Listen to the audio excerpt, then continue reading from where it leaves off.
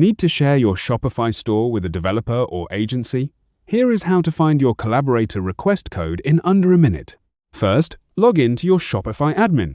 From the Home dashboard, click the Settings gear icon at the bottom left of your sidebar. In the Settings menu, click Users and Permissions. Then click the Security tab at the top of the page. Here you will see a section called Collaborators with a 4-digit code displayed in a code box. Click the code or the copy icon to copy it to your clipboard. You will see a green Copied confirmation. That is it. Share this code with your Shopify partner. They will enter it when submitting their request, and you can approve or deny it from your admin. You can also click Generate New Code anytime to invalidate the old code. Need a Shopify expert you can trust?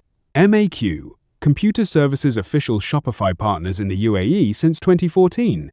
Custom stores, theme development, migrations, and growth. Visit www.MAQUAE.com to get started.